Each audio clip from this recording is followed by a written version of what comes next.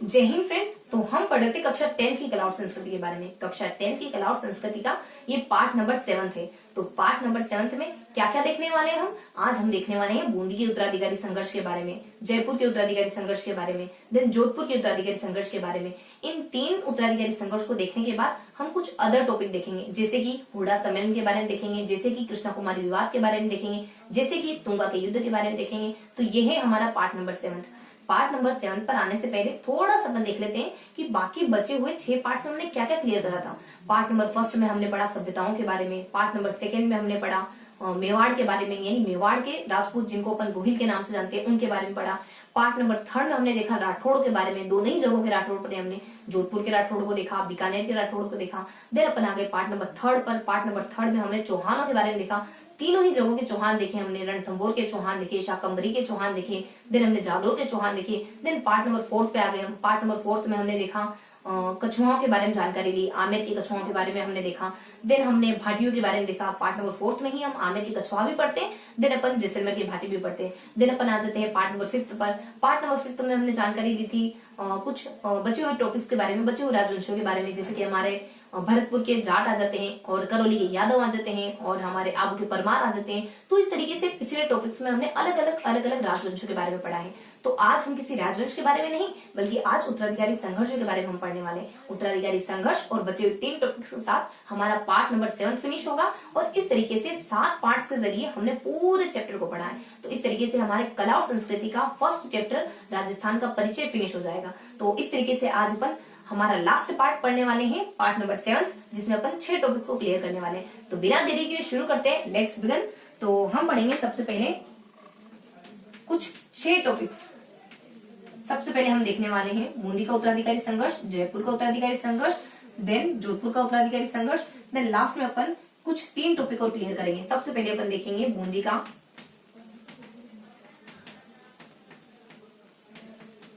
उत्तराधिकारी संघर्ष, देन देखेंगे अपन जयपुर का उत्तराधिकारी संघर्ष, देन अपन देखेंगे जोधपुर का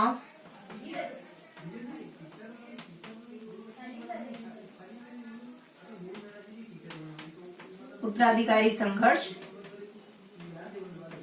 देन अपन लास्ट में 3 टॉपिक को क्लियर करेंगे। यहां देखेंगे अपन हुडा सम्मेलन, यहां देखेंगे अपन तुंगा का युद्ध, यहां देखेंगे अपन कृष्णा कुमारी विवाद। तो कुछ इन 6 टॉपिक को आज अपन क्लियर करने वाले हैं। तो शुरू करते हैं अपन बूंदी के उत्तराधिकारी संघर्ष से। तो हम देखेंगे सबसे पहले बूंदी का उत्तराधिकारी संघर्ष।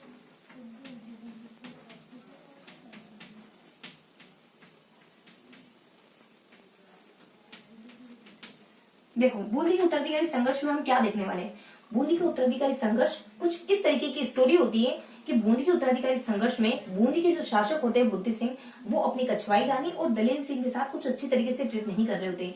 ये देख करके कछवाई रानी के भाई बहुत ज्यादा खफा हो जाते हैं। कछवाई रानी के भाई को ये बात बिल्कुल भी अच्छी नहीं लग रही होती है कि कछवाई रानी और उनके बेटे भवानी सिंह के साथ अच्छा व्यवहार क्यों नहीं किया जा रहा है बुद्धि सिंह के द्वारा।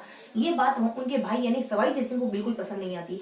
सवाई जयसिंह को जब ये बात अच्छी नहीं लगती है तो बुद्धि सिंह जैसे ही इधर उधर होते हैं तो 1730 के आसपास सवाई जयसिंह किसी और को गद्दी कर देते हैं, यानी दलेल सिंह को करवट के जागीरदार सालिम सिंह के बेटे दलेल सिंह को गद्दी पर बिठा देते हैं।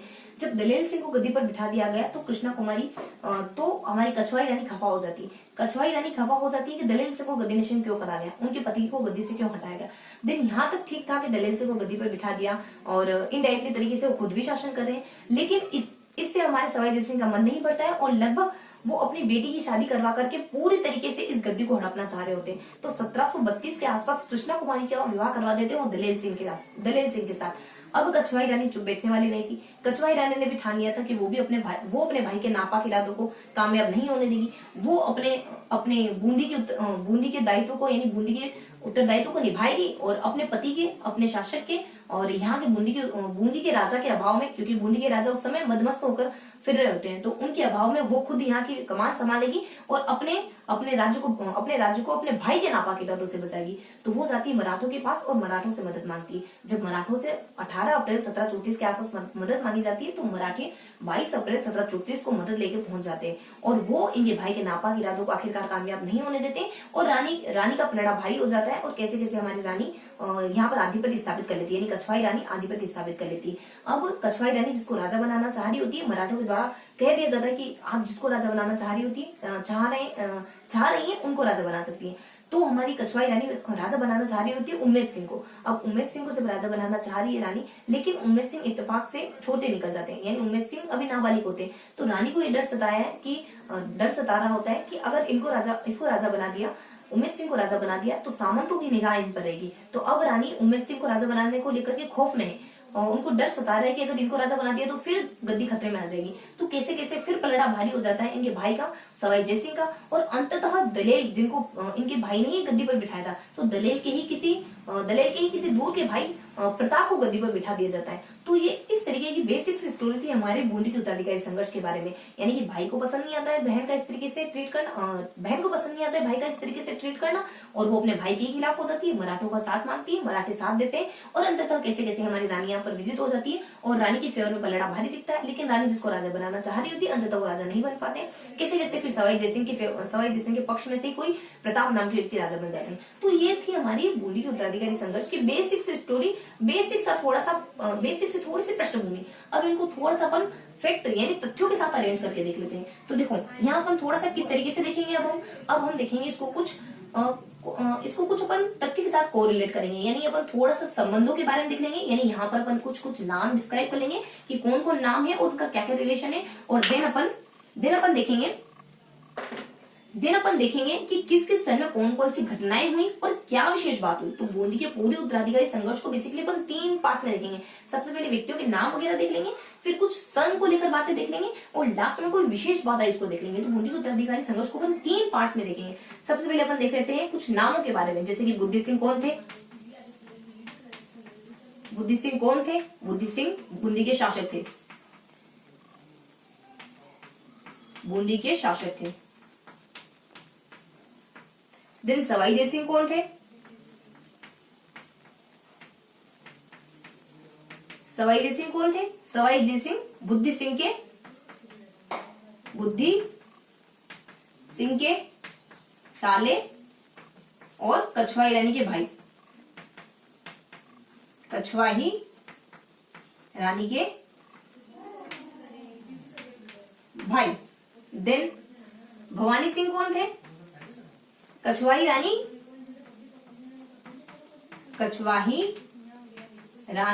और बुद्धि सिंह के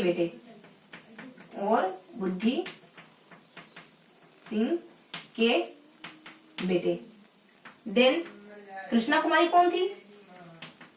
ये वो कृष्णा कुमारी नहीं है जिनके लिए कृष्णा कुमारी विवाद हुआ, जिनके लिए मराठी कुख्यात है, जिनके लिए कहा जाता है कि 1810 का कृष्णा कुमारी की हत्या का जो इंसिडेंट है वो मराठों के लिए काला अध्याय माना जाता है। उनकी लाइफ का सबसे बुरा इंसिडेंट कोई है मराठों का तो कृष्णा कुमारी विवाद ही। इतिहास में ऐसा कहा जाता है कि कृष्णा कुमारी के मरने का रीजन मराठे और मानसिंह माने जाते हैं। तो यहाँ अपने कृष्णा कुमारी वो नहीं है, कृष्णा कुमारी कुछ सेपरेट कृष्णा कुमारी है, ये कुछ अलग है कृष्णा कुमारी उनसे हट करके। और कृष्णा कुमारी यहाँ है सवाई जयसिंह की पुत्री, सवाई जयसिंह की पुत्री कृष्णा कुमारी वही व्यक्ति हैं जिनकी शादी दलेल सिंह के साथ करवाने के लिए सवाई जयसिंह बेताब होते हैं। क्योंकि अगर कृष्णा कुमारी की शादी दलेल सिंह से हो जाती है तो इनडायरेक्टली बूंदी के राज्य पर भी सवाई जयसिंह का शासन काल हो जाएगा।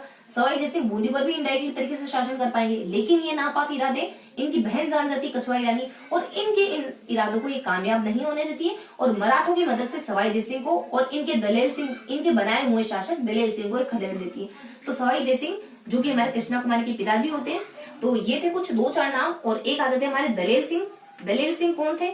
दलेल सिंह सवाई जयसिंह द्वारा राजा बनाए जाने वाले व्यक्ति होते हैं। सवाई जयसिंह द्वारा शासक बनाए जाते हैं। सवाई जयसिंह द्वारा शासक बनाए जाते हैं। और ये एक्चुअली में होते कौन है, शासक तो बनाए गए लेकिन ये होते कौन है, ये होते हैं ये अपने सरवड़ के जागीरदार होते हैं कि पिताजी सालिम सिंह। तो सरवड़ के जागीरदार सालिम सिंह के बेटे होते हैं। सालिम सिंह के बेटे होते हैं। तो ये तो कुछ नाम थे जो इससे बूंदी के उत्तराधिकारी संघर्ष से कोरिलेट करते हैं। अब कुछ फैक्ट देख लेते हैं, जैसे कि 1730 के आसपास, 1727 के आसपास, 1727 के आसपास इन दोनों में बहुत अच्छे संबंध थे, यानी सवाई जयसिंह और बुद्धि सिंह, यहां तक इनके संबंध बहुत ही ज्यादा अच्छे थे।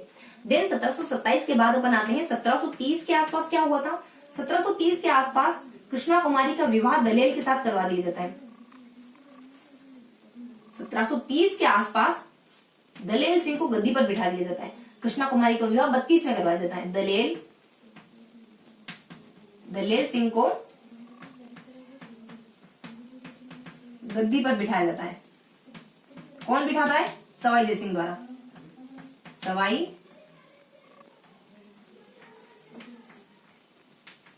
सवाई जयसिंह द्वारा। दिन समय आता है 1732 का। 1732 में दलेल व कृष्णा कुमारी का विवाह करवा दिया जाता है। दलेल व कृष्णा कुमारी का विवाह करवा दिया जाता है। दिन समय आता है 18 अप्रैल 1734। 18 अप्रैल 1734 को कछवाई रानी द्वारा मराठों की मदद मांगी जाती है। कछवाही रानी द्वारा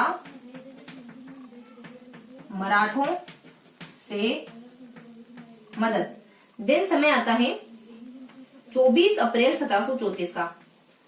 मराठों द्वारा आधिपत्य, बूंदी पर मराठों द्वारा आधिपत्य, बूंदी पर मराठों द्वारा आधिपत्य। तो ये थे हमारे कुछ फैक्ट। नेक्स्ट आ जाता है अपना कुछ विशेष बातें। विशेष बातें क्या होती है?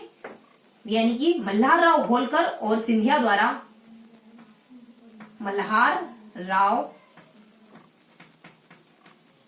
होलकर व सिंधिया द्वारा मदद, मल्हार राव होलकर और सिंधिया द्वारा मदद प्रदान करी जाती है रानी के द्वारा। और कछवाई रानी द्वारा, कछवाही रानी द्वारा मल्हार राव होलकर प्लस सिंधिया को राखी भिजवाई जाती है। सिंधिया को राखी भिजवाई जाती है। ये कुछ विशेष बात थी। और अंतिम विशेष बात आती है कि राजा कौन बनते हैं, यानी उम्मेद के स्थान पर प्रताप को ही राजा बनाया जाता है। उम्मेद की जगह प्रताप ही राजा बनते हैं। उम्मेद के स्थान पर प्रताप ही राजा बनते हैं। तो ये है हमारा बूंदी का उत्तराधिकारी संघर्ष। बेसिकली बूंदी के उत्तराधिकारी संघर्ष में हमने क्या क्या देखा? यहाँ पर हमने देखा कुछ संबंधों के बारे में, यानी यहाँ हमारे कुछ संबंध आ जाते हैं। देन हमने यहाँ से यहाँ तक देखा कुछ तथ्यों के बारे में, और यहाँ हमने कुछ जानकारी, यहाँ से यहाँ तक हमने देखा कुछ तथ्यों के बारे में, और एक जानकारी आती है हमारी, कुछ विशेष जानकारी होती है, उसके बारे में हमने देखा। तो हमने क्या क्या देखा बूंदी के उत्तराधिकारी संघर्ष में? बूंदी का उत्तराधिकारी संघर्ष बुद्धि सिंह और हमारे सवाई जयसिंह के मध्य होता है। सवाई जयसिंह वो शख्स होते हैं जिनको बिल्कुल पसंद नहीं आ रहा होता है कि जिनको अपनी बहन और भवानी सिंह के साथ बुद्धि सिंह का रवैया बिल्कुल पसंद नहीं आ रहा होता है, और ये नापसंदगी वो दिखाते हैं, दलेल सिंह को गद्दी पर बिठा करके व्यक्त करते हैं। सवाई जयसिंह के द्वारा 1730 के आसपास दलेल सिंह को गद्दी पर बिठा दिया जाता है, और 1730 के आसपास गद्दी पर बिठाने के साथ साथ 1732 के समय कृष्णा कुमारी अपनी बेटी का विवाह दलेल सिंह के साथ कर देते हैं। ये बात पसंद नहीं आ रही होती कछवाई रानी को। बुद्धि सिंह की पत्नी कछवाई रानी को ये बात बिल्कुल पसंद नहीं आ रही होती है कि सवाई जयसिंह के द्वारा दलेल सिंह और कृष्णा कुमारी का विवाह तो कर ही दिया गया है, इन दोनों का विवाह तो कर ही दिया गया है, लेकिन दलेल सिंह को राजा तो बना ही दिया गया, लेकिन इन दोनों का विवाह भी करवा दिया जाता है। अब इस तरीके से सारा दारोमदार, यानी सारी जिम्मेदारी, बूंदी के उत्तराधिकारी संघर्ष की सारी जिम्मेदारी, सारा कारण कौन है? सवाई जयसिंह के कारण। क्यों? क्योंकि सवाई जयसिंह ही वो शख्स थे जो कि बूंदी के उत्तराधिकारी संघर्ष में नींव का काम करते हैं, क्योंकि यही वो शख्स है जो बुद्धि सिंह को गद्दी से हटाते हैं, यही वो शख्स है जो दलेल सिंह को गद्दी पर बिठाते हैं, यही वो शख्स है जो कृष्णा कुमारी का विवाह करवा देते हैं दलेल सिंह से। तो इस तरीके के शख्स होते हैं हमारे सवाई जयसिंह जो कछवाई रानी के भाई होते हैं, और सवाई जयसिंह जिनको की कछवाई रानी के द्वारा मराठों से खदेड़वा दिया जाता है। तो इस तरीके के कुछ रिलेशन होते हैं यहाँ पर। बुद्धि सिंह यहाँ के शासक होते हैं, सवाई जयसिंह बुद्धि सिंह के साले जी होते हैं, सवाई जयसिंह कछवाई रानी के भाई होते हैं। उसके बाद भवानी बेटा होता है कछवाई रानी प्लस बुद्धि सिंह का। उस पर कृष्णा कुमारी बेटी होती है सवाई जयसिंह की। कृष्णा कुमारी वही बालिका है या वही राजकुमारी है जिनकी शादी दलेर सिंह से कर दी जाती है, देन दलेर सिंह वही शख्स है जो सवाई जयसिंह के द्वारा बूंदी के शासक बना दिए जाते हैं। सवाई जयसिंह के द्वारा बूंदी के शासक बनाए जाने वाले दलेर सिंह आखिरकार है कौन?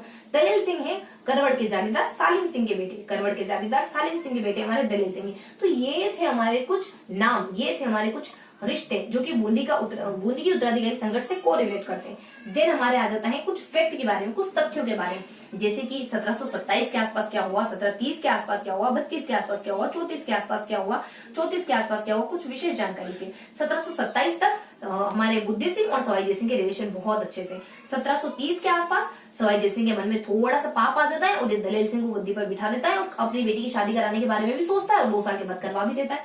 देन 1732 आ गए हमारे 2 साल के बाद अपन, तो 1732 में सवाई जयसिंह के द्वारा दलेर सिंह और कृष्णा कुमारी इन दोनों की शादी करवा दी जाती है। उसके बाद 1734 में क्या होता है, 1734 के आसपास कछवाई रानी के द्वारा मराठों की मदद मांगी जाती है। फिर 18 अप्रैल को मदद मांगी थी, तो यहाँ पे 22 अप्रैल को बूंदी पर मराठों का आधिपत्य हो जाता है, मराठों का शासन काल लागू हो जाता है। देन हमारी विशेष जानकारी क्या थी? विशेष जानकारी ये थी कि कछवाई रानी राजा बनाना चाह रही होती है उम्मेद को, लेकिन उम्मेद छोटे निकल जाते हैं, तो फिर प्रताप को यानी दलेर के ही भाई को राजा बना दिया जाता है अल्टीमेटली।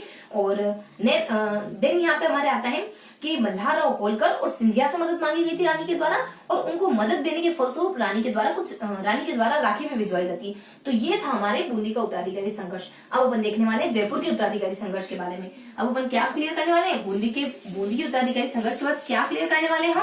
हम देखने वाले हैं जयपुर के उत्तराधिकारी संघर्ष के बारे में। तो हम देखेंगे जयपुर का उत्तराधिकारी संघर्ष।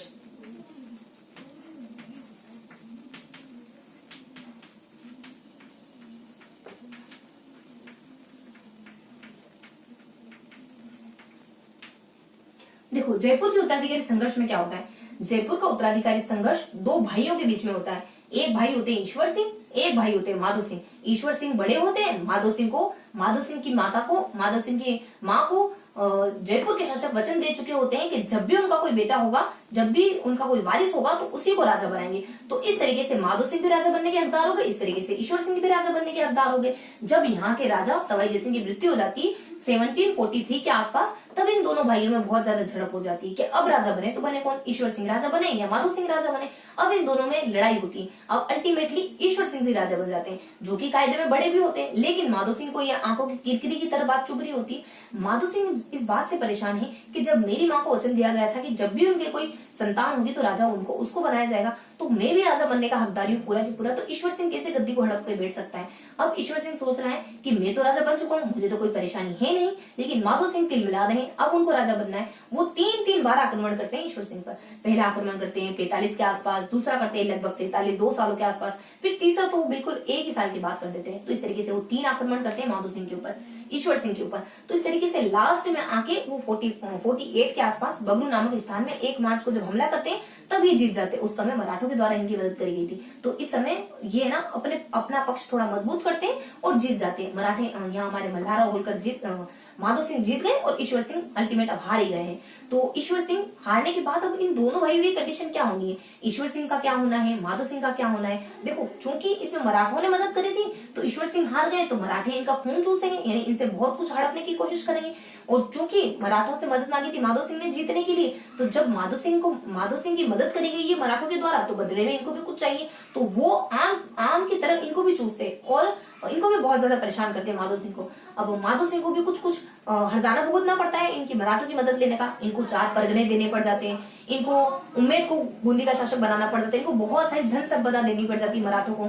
तो इस तरीके से मराठों के बारे में कुछ ऐसी जानकारी होती है जिससे हमें पता चलता है कि मराठे धन को लेकर के बहुत ज्यादा पेशनेट है। जहां से धन हो सके वो एकत्रित करने की कोशिश करते हैं, हमेशा एक कोशिश करते हैं कि जिसको जितना नोच सकते हैं उतना नोचो, जिसको जितना लूट सकते हैं उतना लूटो। इस तरीके की मेंटेलिटी होती है मराठों की। तो ये थी हमारी बेसिक स्टोरी जयपुर के उत्तराधिकारी संघर्ष के बारे में। अब इस स्टोरी को थोड़ा सा अपन फैक्चुअल तरीके से और थोड़ा सा रिटर्न में देख लेते हैं। तो क्या क्या कवर करेंगे अपन इसमें अपन थोड़ा सा उनके संबंधों को, और देन कुछ फैक्ट को कि कौन कौन सा युद्ध कब कब होता है, और देन कुछ शर्तें कवर करेंगे, कौन कौन सी शर्तें थी हमारी। तो देखो जयपुर का उत्तराधिकारी संघर्ष बेसिकली अपन पहले नामों को क्लियर कर लेते हैं। तो सबसे पहले अपने आ जाते हैं ईश्वर सिंह। कौन होते हैं ईश्वर सिंह? ईश्वर सिंह बड़े बेटे होते हैं, बड़े बेटे, और इनकी माता कौन होती है? सूरज कुंवर। सूरज कुंवर बड़े मीन्स ये 1722 में जन्म लेते हैं। देन होते हैं माधो सिंह। कौन होते हैं माधो सिंह? माधो सिंह होते हैं छोटे बेटे। छोटे बेटे किनकी संतान है? चंद्र कुंवर की। चंद्र कुंवर की। इनका जन्म होता है 1728 के आसपास। ईश्वर सिंह, माधो सिंह। देन होते अपने सवाई जय सिंह। सवाई जय सिंह जयपुर के शासक और ईश्वर सिंह और माधो सिंह के पिता। जयपुर के शासक प्लस ईश्वर व माधो सिंह के पिता होते हैं। देन अपने एक और शख्स होते हैं यहाँ पे। ईश्वर सिंह है, माधो सिंह है, सवाई जय सिंह है। एक अमर सिंह नामक व्यक्ति होते हैं जो चंद्र कुंवर के पापा होते हैं, यानी चंद्र कुंवर के पिताजी होते हैं हमारे अमर सिंह जी, और इन चंद्र कुंवर के बेटे होते हैं अपने माधो सिंह जी। तो ये तो अपन माधो सिंह, तो ये तो अपन जब फैक्ट पढ़ेंगे तो उसके साथ क्लियर कर लेंगे। तो ये कुछ 2-3 विशेष नाम थे यहाँ पे। अब कुछ फैक्ट देख लेते हैं, कुछ सन देख लेते हैं। तो यहाँ आ जाता है सबसे पहले 1708 का समय। दिन अपने आ जाता है 1708 के बाद लगभग 1722 का समय। लाइन से देखेंगे ना, फिर 1728 का समय। दिन अपने आ जाता है 1743 का टाइम। देखो इन सब सन के बारे में देखेंगे, पर इत्मीनान रखो, देखेंगे इन सन में कि क्या क्या हैपन हुआ था। यहाँ आ जाता है फिर 1745 का समय। फिर आ जाता है 1747 का समय। दिन आ जाता है 1748 का समय। दिन आ जाता है 1750 का समय। दिन आ जाता है 1751 का समय। देखो क्या क्या होता है इन सारे सन में क्या क्या घटना होती है। 1708 में सवाई जय सिंह शादी कर लेते हैं चंद्र कुंवर से। सवाई जय सिंह का विवाह किसके साथ? विथ चंद्र कुंवर के साथ। और चंद्र कुंवर मेवाड़ के राजा अमर सिंह की बेटी होती है। थोड़ा सा अपन नोट डाउन कर लेते, ये अपने मेवाड़ के राजा अमर सिंह की बेटी होती है। दिन अपने आता है 1722 में क्या होता है? 1722 जो कि अपन पहले देख चुके हैं, माधो सिंह का जन्म होता है। माधो सिंह का जन्म। दिन 1722 छोटे बेटे होते हैं माधो सिंह, तो ईश्वर सिंह का जन्म होता है। दिन 1728 माधो सिंह किनके बेटे होते हैं? ईश्वर सिंह बेटे होते हैं सूरज कुंवर के, माधो सिंह बेटे होते हैं चंद्र कुंवर के। यहाँ जाता है 43 में सवाई जय सिंह की मृत्यु हो जाती है। अब होता है इनके बीच में संघर्ष। सवाई जय सिंह की मृत्यु हो जाती है 1745, 47, 48 इन तीनों सन में इनमें 3 बार युद्ध होता है। 1745 में युद्ध होता है, यहाँ पर माधो सिंह यहाँ पर नहीं जीत पाते हैं। दिन अपने 1747 में हुआ, यहाँ पे भी माधो सिंह नहीं जीत पाते हैं। माधो सिंह वो भी दिया था कि जब भी तुम्हारी कोई संतान होगी तो मैं अगले उत्तराधिकारी के रूप में उसी को नियुक्त करूंगा। तो माधो सिंह अपने साथ एक शर्त को लेकर बैठे कि मैं इस शर्त के चलते राजा बन जाऊंगा, लेकिन राजा बन नहीं पाए हैं। राजा हमारे ईश्वर सिंह बन गए। तो पहली बार में माधो सिंह हारते हैं, दूसरी बार में भी माधो सिंह हारते हैं, तीसरी बार में माधो सिंह आकर के जीत जाते हैं। ये तीनों युद्ध हमारे कहाँ हुए थे? तो ये तो अपना डिस्क्राइब नहीं है, लेकिन ये अपना राजमहल में होता है। और ये वाला अपना बगरू में होता है। कब होता है इनका सन? तो देखो ये अपना यहाँ से अपन लगभग सन देख लेते हैं कि कब होते हैं ये युद्ध। तो अपना बगरू का युद्ध होता है अपने 1 मार्च के आसपास। दिन अपना ये वाला युद्ध होता है फरवरी के आसपास। और फर्स्ट वाले युद्ध के बारे में जानकारी गिवन नहीं है। फर्स्ट वाला युद्ध अपने शायद सितंबर के आसपास होता है। सितंबर के आसपास होता है। तो ये थे अपने 3 युद्ध जो अलग अलग स्थानों पे होते हैं। यहाँ पर माधो सिंह हारते हैं, लास्ट में जीत जाते हैं। ये देश में, ये राजमहल में, ये बगरू में होता है। ये अपने सितंबर में होता है, ये अपने फरवरी में होता है, ये 1 मार्च में होता है, ये 45 है, ये 47 है, ये 48 है। तो इस तरीके से अपने 3 युद्ध घटित होते हैं। उसके बाद नेक्स्ट 50 और 51 के आसपास क्या हुआ? देखो 50 में मारे जाते ईश्वर सिंह, खुदकुशी कर लेते हैं ईश्वर सिंह क्यों करते हैं देखेंगे अपन। ईश्वर सिंह आत्महत्या कर लेते हैं 50 के आसपास। आत्महत्या 51 के आसपास क्या होता है? जनवरी 51 बेसिकली 51 के आसपास घटना होती है। माधो सिंह के द्वारा 4000 मराठों को खदेड़ा जाता है। माधो सिंह द्वारा 4000 मराठों को खदेड़ा जाता है। और अब अपन देख लेते हैं कुछ शर्तों के बारे में। क्या थी शर्तें?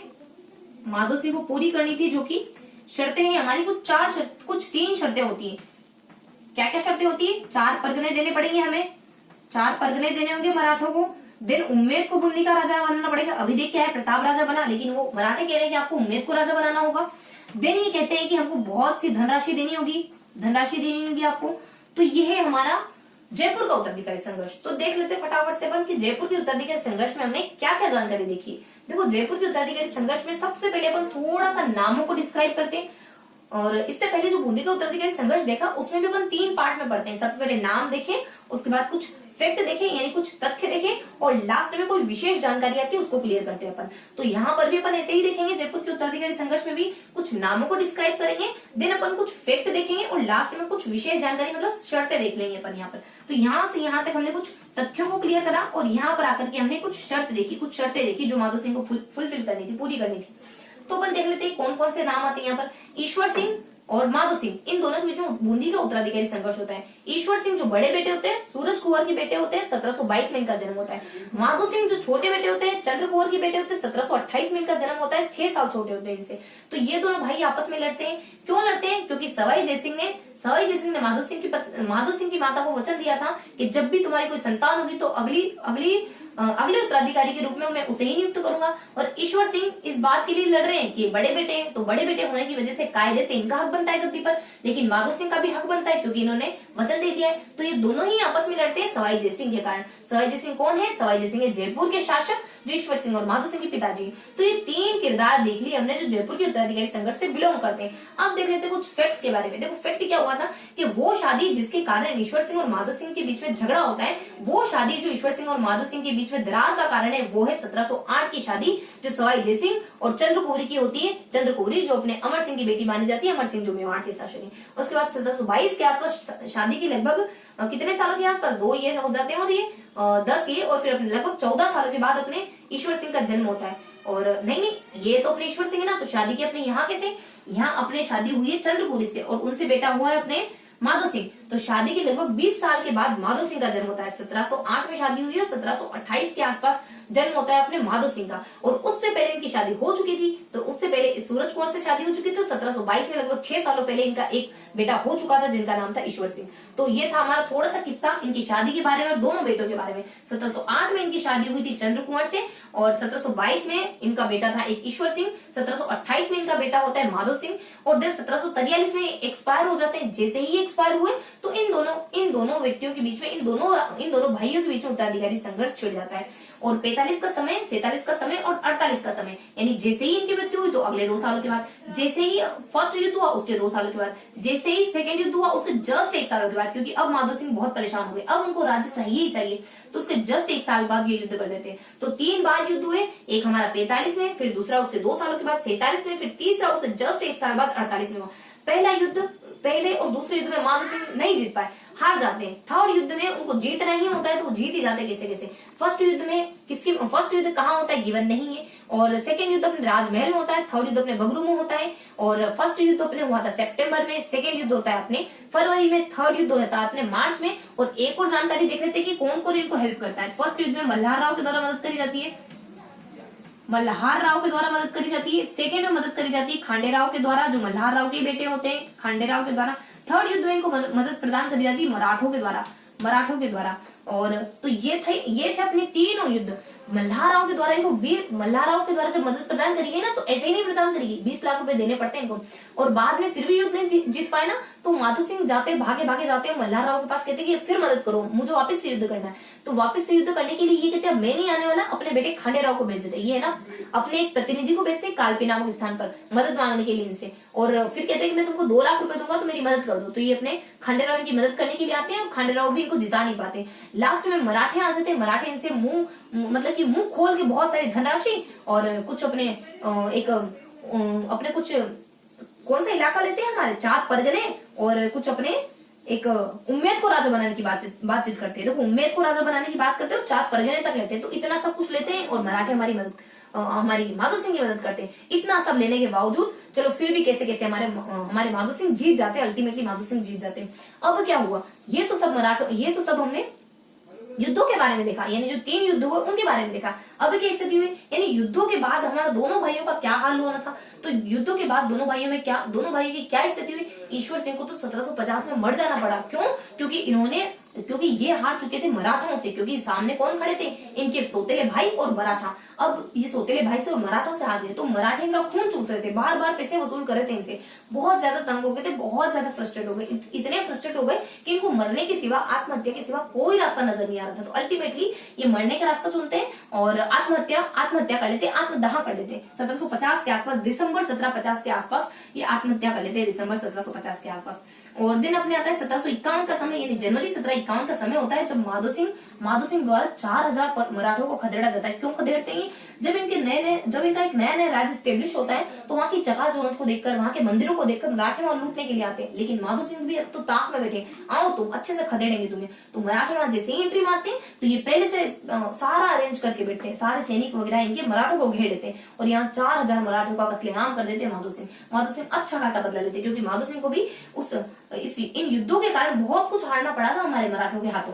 तो ये 4 परगने हारे, उमेद सिंह को राजा बनाया, बहुत सारी धनराशि हारी। तो ये कुछ शर्तें थी जो माधो सिंह को फुलफिल करनी थी, कि आपको 4 परगने देने होंगे, आपको उमेद सिंह को बूंदी का उत्तराधिकारी नियुक्त करना होगा, आपको बहुत सी धनराशि देनी होगी हमें। तो ये था हमारा पूरा जयपुर का उत्तराधिकारी संघर्ष। अब अपन देखेंगे जोधपुर के उत्तराधिकारी संघर्ष के बारे में।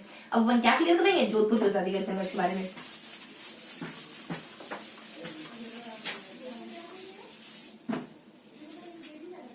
अब आ जाता है हमारा जोधपुर का उत्तराधिकारी संघर्ष।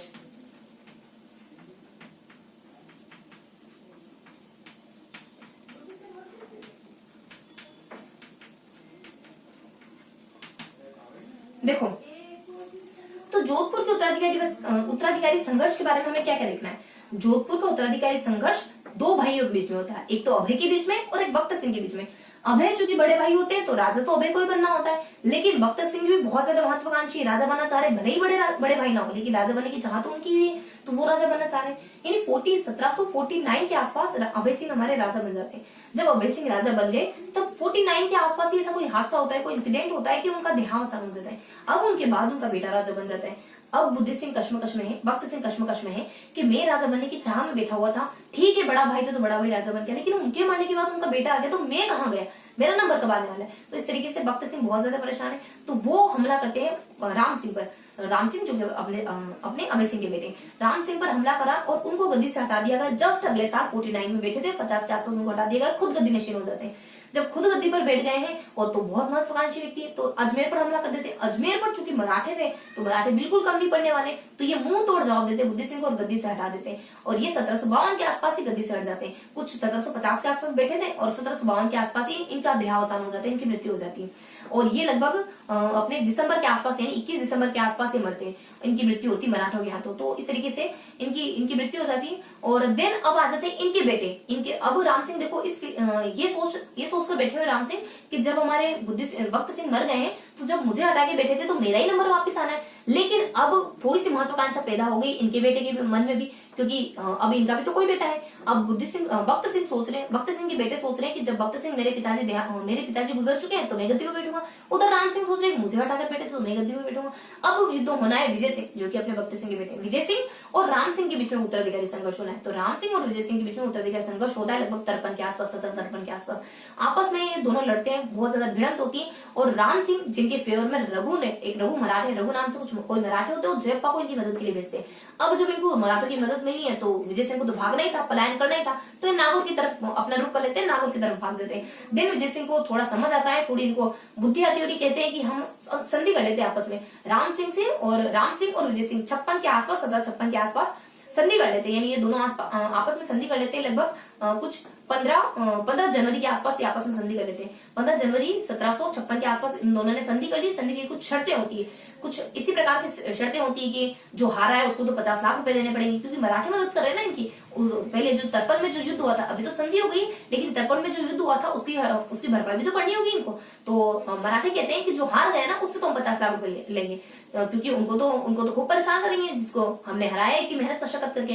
लेकिन जो जीते हैं उनका हमने साथ दिया, इस वजह से उससे 5 लाख रुपए हम लेंगे।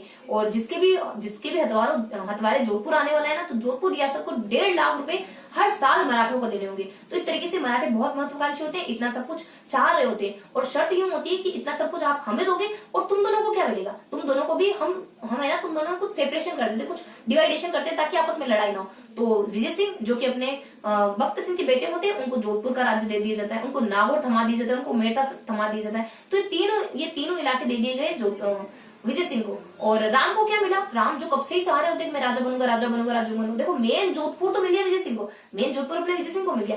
राम सिंह को क्या मिला, फिर बचे कुछ छोटे छोटे 84 गांव, आधा जोधपुर और बचा हुआ जालोर मिल गया। तो ये 3 इलाके मिल जाते हैं हमारे राम सिंह को। तो राम सिंह को 3 इलाके, विजय सिंह को 3 इलाके, और खुद बहुत सारा धन हड़प के बैठ जाते हैं मराठे।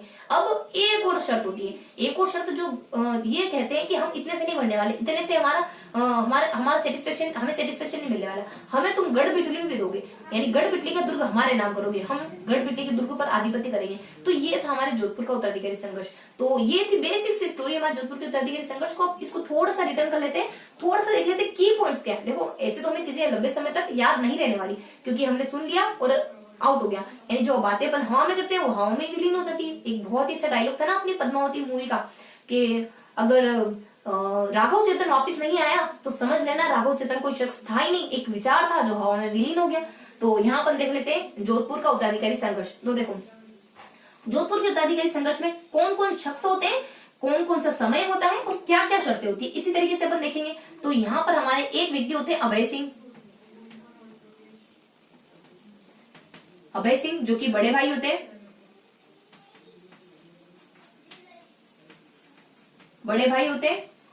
दूसरे व्यक्ति होते हैं अपने अभय सिंह के बाद भक्त सिंह, कम वक्त को डर भी नहीं लगता, कम वक्त को डर भी नहीं लगता, भक्त और अभय, भक्त सिंह और अभय सिंह और भक्त सिंह। भक्त सिंह होते हैं अपने छोटे भाई। देन होते हैं अपने राम सिंह, राम सिंह बेटे होते हैं अभय सिंह के, अभय सिंह के बेटे।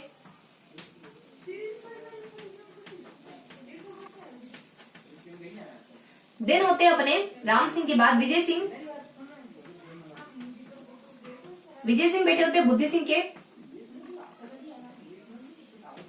भक्त सिंह के, भक्त सिंह के पुत्र। देन यहां होते एक रघुनाथ,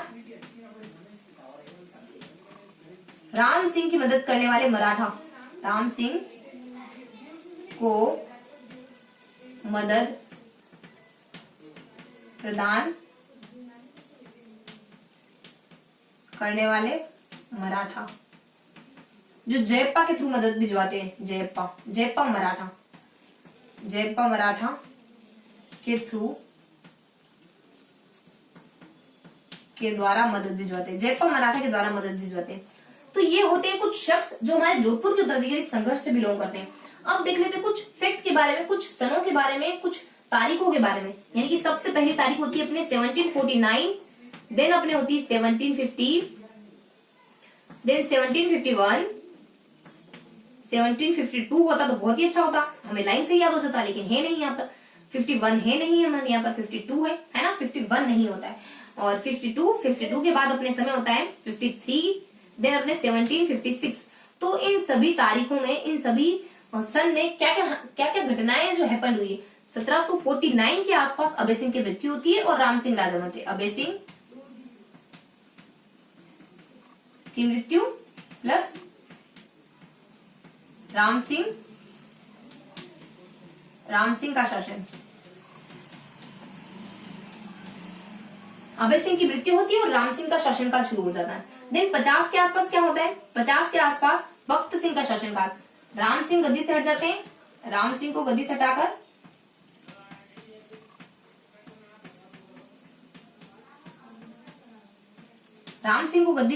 भक्त सिंह बैठ जाते हैं, भक्त सिंह का शासनकाल हो जाता है। उसके बाद 1752 के आसपास भक्त सिंह की मृत्यु हो जाती है, यानी 21 दिसंबर 1752, 21 दिसंबर 1752 के आसपास भक्त सिंह की मृत्यु।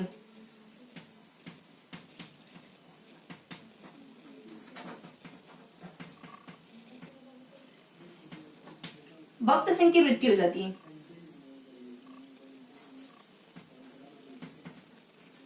देन 1753 के आसपास क्या होता है? 1753 15 जनवरी 1753 के आसपास संधि हो जाती है, विजय सिंह और भक्त सिंह के बीच में संधि।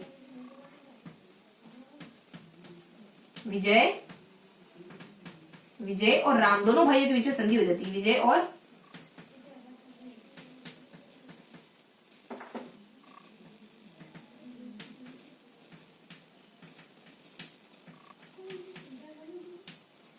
और 1756 के आसपास क्या होता है? अरे 1700 विजय सिंह और राम सिंह के बीच में यहाँ संधि नहीं, यहाँ तो युद्ध होता है। अभी 53 के आसपास तो युद्ध होगा, 56 के आसपास होगी संधि तो अपने 15 जनवरी के आसपास होती है संधि तो। और 53 में होता है मेड़ता नामक स्थान पर युद्ध होता है, जिसमें विजय सिंह भाग करके नागौर की तरफ चले जाते हैं। राम सिंह के बीच मेड़ता में युद्ध, मेड़ता में युद्ध होता है अपने विजय सिंह के बीच और राम सिंह के बीच मेड़ता नामक स्थान पर युद्ध होता है। 56 में संधि की कुछ शर्तें होती है, जिसमें अपने युद्ध होता है, जिसमें विजय सिंह नागौर की तरफ भाग जाते हैं। विजय सिंह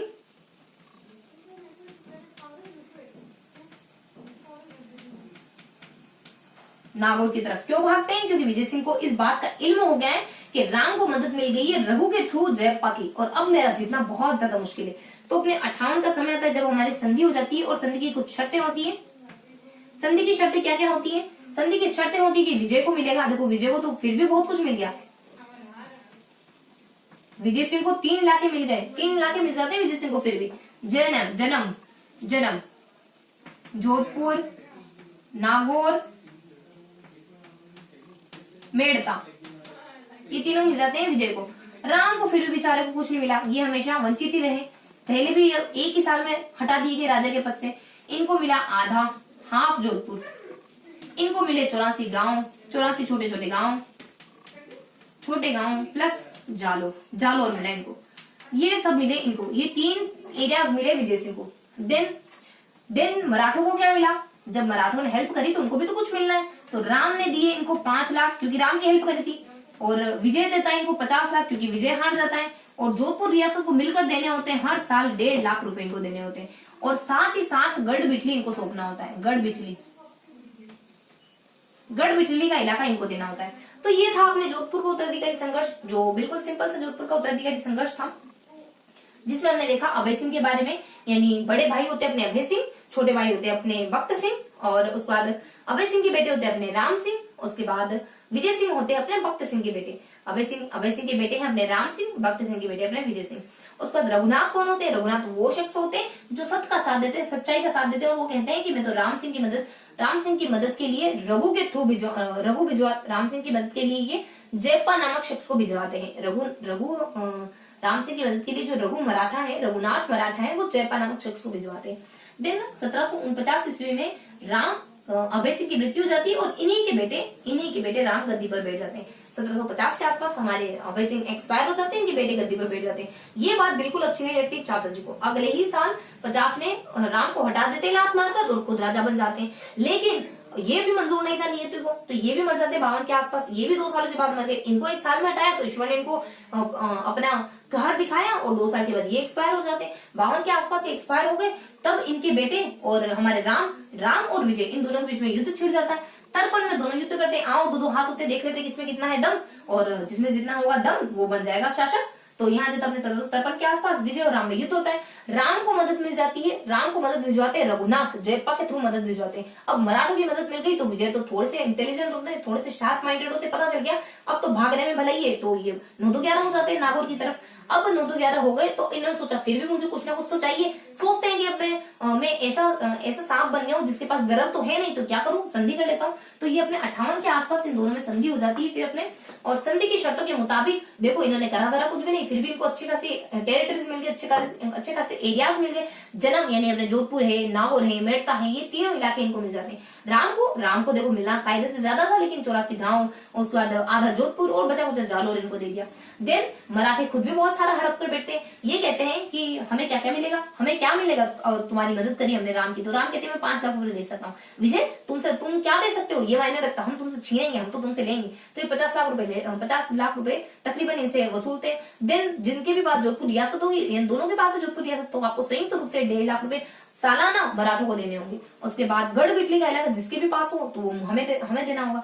तो ये थोड़ी सी इन्फॉर्मेशन होती है हमारे, मतलब कि ये होता है हमारे जोधपुर का उत्तराधिकारी संघर्ष, जिसमें हमने कुछ नामों के बारे में देखा, उसके बाद हमने कुछ सन के बारे में देखा, और यहाँ पर हमने कुछ शर्तों के बारे में देखा। यहाँ पर हमने लास्ट में हमने कुछ शर्तें देखी जो 1758 की संधि के फलस्वरूप हुई थी। 1758 में जो हमारी संधि हुई थी उसके फलस्वरूप ये शर्तें उभरी थी। तो ये था हमारा जोधपुर का उत्तराधिकारी संघर्ष। और अब क्या देखने वाले हैं अपन? अब देखने वाले हैं अपन उन बचे हुए 3 टॉपिक के बारे में, यानी कि हमारे कृष्णा कुमारी विवाद के बारे में, तुंगा के युद्ध के बारे में, हुड्डा सम्मेलन के बारे में। तो एक बार इन 3 टॉपिक पर आने से पहले हम क्या करेंगे, हम थोड़ा सा रिकेप लेंगे इन तीनों उत्तराधिकारी युद्धों के बारे में, ताकि हमारे माइंड में बिल्कुल क्लियर कट व्यू मिले हमें कि हमने क्या देखा है उत्तराधिकारी युद्धों के बारे में। तो हमने देखा बूंदी का उत्तराधिकारी, फिर जयपुर का उत्तराधिकारी संघर्ष, बूंदी का उत्तराधिकारी, फिर जयपुर का उत्तराधिकारी, फिर जोधपुर का उत्तराधिकारी संघर्ष। तो बेसिकली हमने बूंदी के उत्तराधिकारी संघर्ष में, जयपुर के उत्तराधिकारी संघर्ष में और जोधपुर के उत्तराधिकारी संघर्ष में क्या देखा हमने देखा कि बूंदी के उत्तराधिकारी संघर्ष में यहाँ के राजा अपनी रानी और उनके बेटे के साथ बिल्कुल अच्छा व्यवहार नहीं कर रहे होते।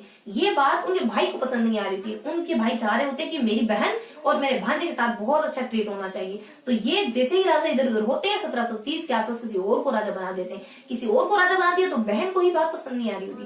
जब बहन खफा हो जाती है तो मराठों का दरवाजा खटखटाती है। मराठे आते हैं और कैसे छोटे होते हैं, थोड़े नाबालिग होते हैं, तो इनको सही नहीं लगता है। अल्टीमेटली राजा तो फिर दलेल के बेटे ही बन जाते हैं। तो ये था हमारी बूंदी के उत्तराधिकारी संघर्ष की थोड़ी सी स्टोरी। तो ये थी हमारी बूंदी के उत्तराधिकारी संघर्ष की स्टोरी। देन अपन आते हैं जयपुर के उत्तराधिकारी संघर्ष में। जयपुर के उत्तराधिकारी संघर्ष में क्या होता है, दोनों भाई आपस में लड़े जा रहे, राजा मैं बनूंगा, राजा मैं बनूंगा, राजा मैं बनूंगा, कौन बनेगा राजा आखिरकार। एक कायदे से बड़े हैं, एक के पास शर्त की पावर है कि मुझे मेरी माँ को वचन दिया गया था कि मुझे बनाया जाएगा राजा। जब भी उनकी कोई संतान होगी तो राजा उसको बनाया जाएगा। तो मेरे पास भी वचन का पावर है, मेरे पास बड़े होने का पावर है। तो राजा कौन बने? अब राजा बनेगा वही जिसके पास शक्ति होगी। तो जब इनके पिताजी एक्सपायर होते हैं तो ईश्वर सिंह कायदे से बड़े थे और राजा भी बन जाते हैं। माधो सिंह बहुत ज्यादा परेशान है, 3 बार अलग अलग जगहों पर युद्ध करते हैं। अल्टीमेटली माधो सिंह मराठों की हेल्प से जीत ही जाते हैं और ईश्वर सिंह तो खुदकुशी कर लेते हैं, क्योंकि इस युद्ध में हार गए थे। मराठे बहुत ज्यादा इनको परेशान कर रहे थे, बहुत ज्यादा फ्रस्ट्रेट कर रहे थे, बहुत ज्यादा धन वसूली की मांग कर रहे थे। तो मराठों से परेशान होकर ईश्वर सिंह खुदकुशी कर लेते हैं। ये लगभग दिसंबर यानी साल के एंड के साथ अपने जीवन का एंड कर देते हैं। दिसंबर 1750 के आसपास इनकी मृत्यु हो जाती है। और देन अपने माधो सिंह ऐसे शख्स बिल्कुल नहीं होते।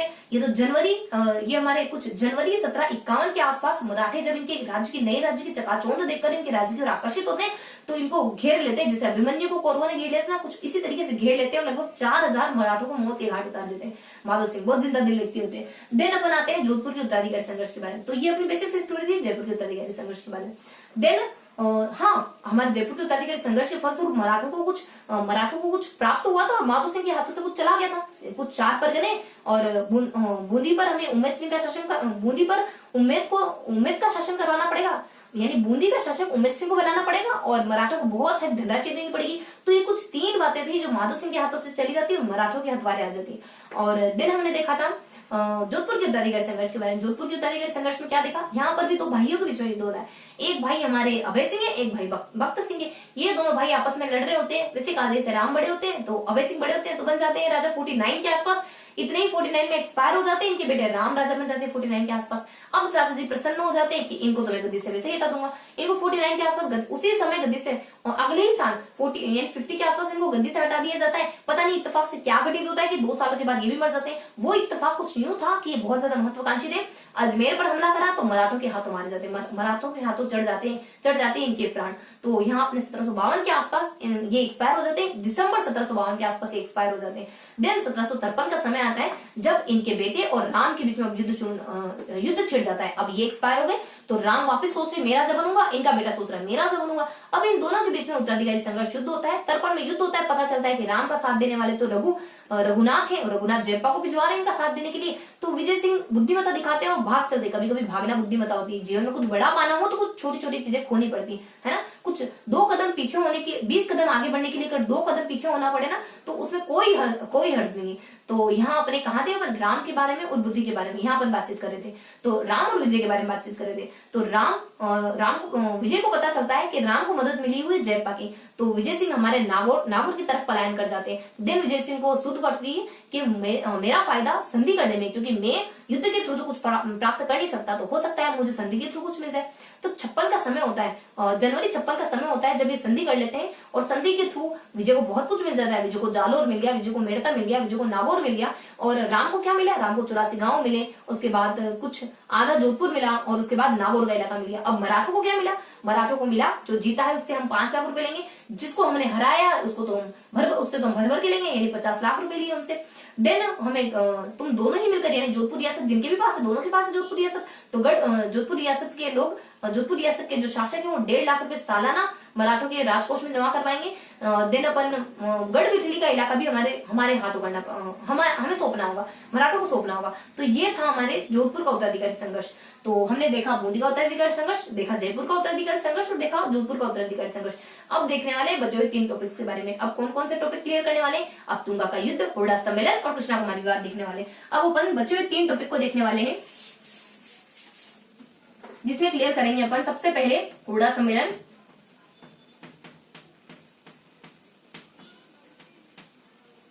तीन टॉपिक देखने वाले हैं। पहला हुड्डा सम्मेलन, दूसरा तुंगा का युद्ध, और तीसरा अपन देखने वाले हैं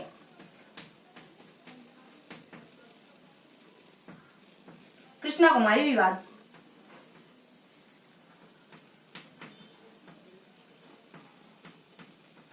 देखो हुड्डा का सम्मेलन आखिरकार क्यों हुआ? देखो मराठे अपने पांव इतने पसार चुके थे कि राजपूतों के नाक में दम हो गया ना। अब राजपूत सब संयुक्त होकर, सब मिलजुल कर ये प्लानिंग बना रहे होते हैं कि हम अकेले भले ही ना कुछ कर पाए, लेकिन साथ में मिलकर तो कुछ कर पाएंगे। एक उंगली हमारी कुछ नहीं कर पाती, 5 उंगलियां मिलेगी तो मुट्ठी बनेगी, मुट्ठी कुछ तो करेगी ना, ज्यादा नहीं कुछ। अपने अक्षय कुमार की तरह दीवार ना तोड़ पाए तो कुछ ना कुछ तो कर ही पाएगी, है ना। तो हुड्डा सम्मेलन होता है हमारे राजाओं की कुछ ऐसी मेंटेलिटी होती है कि हम सब साथ मिलकर के मराठाओं को रोकेंगे, मराठाओं का राजस्थान में बढ़ते आधिपत्य को रोकने की कोशिश करेंगे। इनकी अध्यक्षता करी जाती है अपने जगत सिंह सेकेंड के द्वारा। इसकी अध्यक्षता करी जाती है जगत सिंह सेकेंड, जो हमारे हुड्डा सम्मेलन के अध्यक्ष बनते हैं। और 17 जुलाई 1734 के आसपास हुड्डा सम्मेलन होता है। अलग अलग रियासतों से इसके सदस्य बनते हैं व्यक्ति, और कुछ शर्तें डिसाइड होती है इसकी कि अगर एक व्यक्ति किसी की मदद नहीं करेगा तो हम सब उसकी मदद नहीं करेंगे, एकता का प्रदर्शन करेंगे। देन अगर कुछ सम्मेलन वगैरह हुआ, कोई आयोजन वगैरह हुआ, तो वो शख्स जो हमारे शासक है वो नहीं आ पाए तो अपने किसी भाई को है, अपने बेटे को है, इस तरीके से उनको उपस्थित होना ही होगा कंपलसरी रूप से। देन जैसे ही हमारी बारिश का माहौल थम जाएगा, यानी ये जो मानसून का मौसम चल रहा है ये थम जाएगा, उसके बाद हम रामपुरा नाम के स्थान पर एकत्रित होंगे और सम्मेलन करेंगे। लेकिन हुड्डा सम्मेलन की जो पूरी प्लानिंग थी, पूरी रूपरेखा थी, ये पूरी तरीके से फलीभूत नहीं हो पाई, क्योंकि राजाओं में आपसी एकता की कमी थी। ये चाह रहे होते कि हम क्यों माने, हम तो ये सारी शर्तें सामने वाले से मनवाए, सामने वाले चाह रहे होते हम नहीं मानेंगे, हम तीसरे से मनवाएंगे, यानी खुद मानने को राजी नहीं है, बल्कि सब चाह रहे होते कि दूसरे अच्छे से फॉलो करें, है ना। जब तक हम खुद अच्छे से फॉलो नहीं करेंगे तो दूसरे कहां से करने वाले हैं। तो अपने हुड्डा सम्मेलन के बारे में थोड़ा सा अपन फैक्चुअल चीजें देख लेते हैं। हुड्डा सम्मेलन का समय क्या माना जाता है? हुड्डा सम्मेलन का समय है 16 और 17 दोनों ही आता है, 16-17 जुलाई 1734। इनके अध्यक्ष कौन होते हैं? इसके अध्यक्ष होते हैं जगत सिंह सेकंड, यानी कि हमारे हुड्डा सम्मेलन के अध्यक्ष होते हैं जगत सिंह सेकंड। और उसके बाद नेक्स्ट अपन देख लेते हैं इसके सदस्य कौन कौन है। इसके सदस्य कौन कौन होते हैं? इसके सदस्य होते हैं जान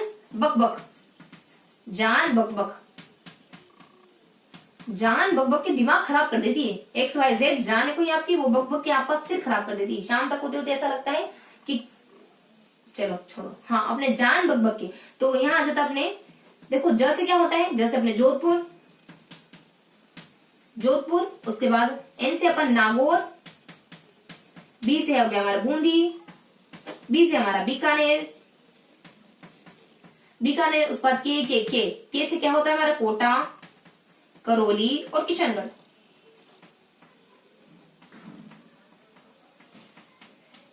तो यहां से आने वाले राजा कौन कौन होते हैं? देखो जोधपुर से आते हैं विजय सिंह, नागौर से आने वाले शख्स होते हैं, नागौर से आते हैं अपने भक्त सिंह। उसके बाद बूंदी से आने वाले शख्स होते हैं दलेल सिंह, वही दलेल सिंह जिसके बारे में अभी अपन पढ़ के आए हैं, दलेल सिंह। देन अपने बीकानेर से आने वाले होते हैं जोरावर सिंह। देन कोटा से आने वाले होते हैं दुर्जन सिंह। देन करौली से आने वाले व्यक्ति होते हैं गोपाल पाल।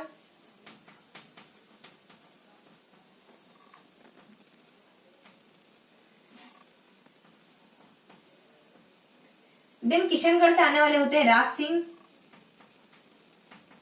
तो ये सभी सदस्य होते हैं जो हुड़ा सम्मेलन में भाग लेते हैं। यानी हुड़ा सम्मेलन 16 ये 17 जुलाई 1734 के आसपास होता है। अध्यक्ष जगत सिंह सेकेंड होते हैं। और उसके बाद सदस्य कौन कौन होते हैं? जान बकबक के, यानी आपकी जान बकबक के आपका दिमाग खराब कर देती है। तो यहाँ जब आपने जोधपुर यानी मेरे लिए वो नहीं लेके आया, मेरे लिए वो नहीं लेके, आपने मुझे उस दिन विश नहीं करा, वो दिन विश नहीं करा, ये दिन भूल गए, इस तरीके से XYZ बोल बोल के आपका दिमाग खराब कर देती है। तो जोधपुर से आने वाले विजय सिंह होते हैं, नागौर से आने वाले भक्त सिंह होते हैं, बूंदी से आने वाले दलेल सिंह होते हैं, बीकानेर से आने वाले जोरावर है, कोटा से दुर्जन साल है, और उसके बाद अपने करौली से आने वाले गोपाल हैं, किशनगढ़ से आने वाले राज सिंह है, जोधा के आने की वजह से अकबर की सब जगह विजय हुई। नाग यानी इसको नाग को भी कम वक्त व्यक्ति को यही होठों पे ही डसना था। बूंदी के यानी कि यहाँ अपने बूंदी अपने दलेल सिंह होता है, यानी ठीक है, हाँ बूंदी अपने दलेल सिंह है। उसके बाद अपने बीकानेर यानी आपको है ना बेचने में यानी सामान बेचने में बड़ा जोर आता है। उसके बाद कोटा यानी कि कांटों पर किसको डालो? दुर्जन व्यक्ति को डालो। उसके बाद करौली यानी भगवान ने हाथ दिए तो गोपाल यानी हरि कीर्तन करने के लिए दिए। किशन हमारे लास्ट में जाके कृष्ण भगवान राजा बन जाते हैं ना मथुरा के। तो किसी भी हमें थोड़ा सा है ना चीजों को एडजस्ट करके याद रखना है, होल्ड रखना है चीजों को।